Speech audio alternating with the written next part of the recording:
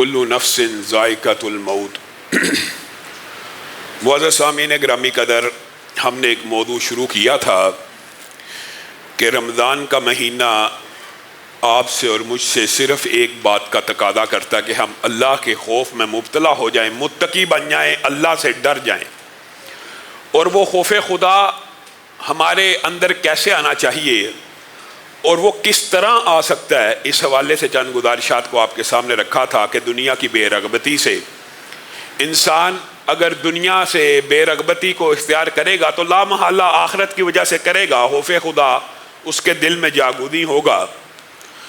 خوف خدا کے لیے محدثین، مفسرین، علماء نے ایک بڑا اکثیر نسخہ رقم کیا ہے کہ اللہ رب العزت کا خوف اگر کسی بندے کے دل میں نہیں آتا تو اس کے دل میں خوف خدا ڈالنے کا جو بہترین طریقہ ہے وہ کیا ہے؟ وہ ہے یاد موت۔ موت کا ذکر اس کے سامنے کثرت سے کیا جائے، وہ بندہ اپنی موت کو کثرت سے یاد کرے۔ موت کے بعد جو احوال بندہ مومن کے ساتھ یا بندہ فاسق کے ساتھ پیش آنے ہیں، ان احوال کے اوپر غور و فکر کرتا رہے تو اس کے دل میں خوف خدا پیدا ہو جائے گا۔ لیکن یہ خوف خدا کیسے پیدا ہوگا؟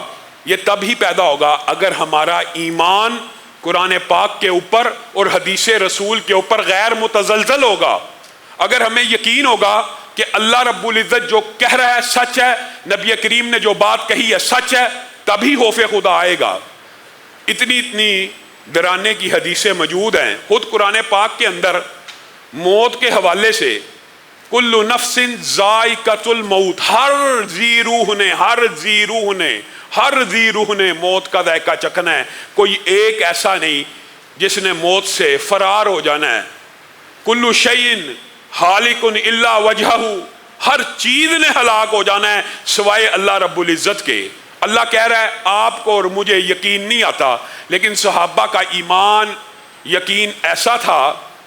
حضرت ابو زرارہ فَإِذَا نُقِرَ فِي النَّاقُورِ تک پہنچتے ہیں، فَذَلِكَ يَوْمَئِذٍ يَوْمٌ عَسِيرٌ عَلَى الْكَافِرِينَ غَيْرُ يَسِيرٌ۔ آیتیں ہیں نا، ترجمہ سمجھ آ رہا ہے کہ یہ دن بڑا ہی سخت ہے اور انکار کرنے والوں کے لیے تو بڑا ہی سخت ہے۔ فَإِذَا نُقِرَ فِي النَّاقُورِ، جب سور کو پھونک دیا جائے گا۔ اس آیت پہ پہنچے ہیں، اس آیت کے ترجمے کے اوپر غور و فکر کر رہے ہیں، حالت نماز میں اس آیت کو دہراتے ہوئے اللہ کے پاس چلے جاتے ہیں۔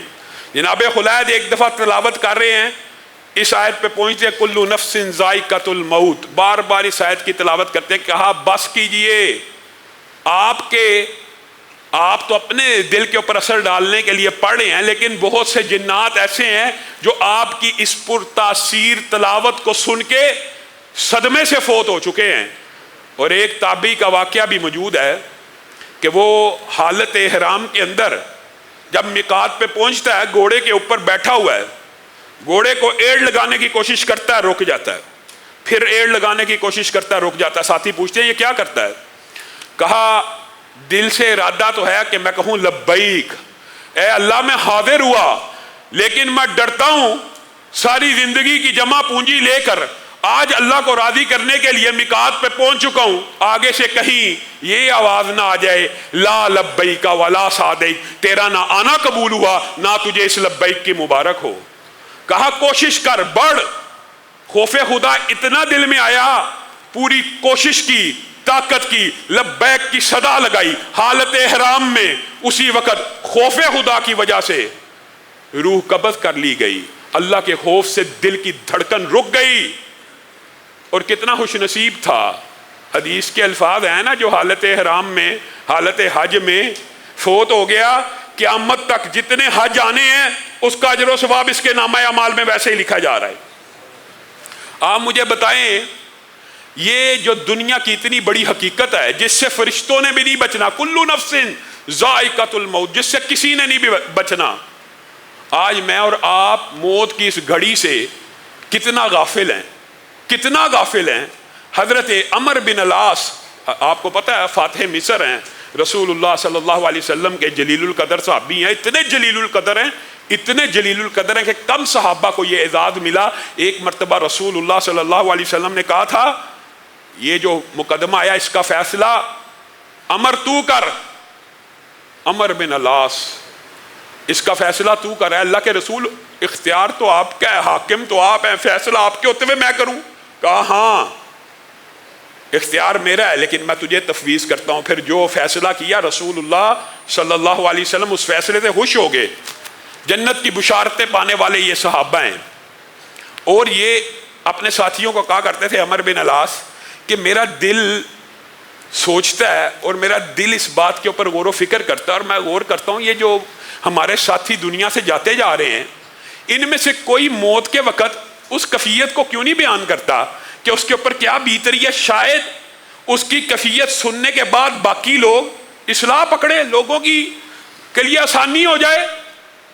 ان لوگوں کو بڑی ڈیٹیل بتانی چاہیے کہ کیا واقعہ ہو رہا ہے، کیا منظر ہے، کیا سختی ہے، کیا تکلیف ہے۔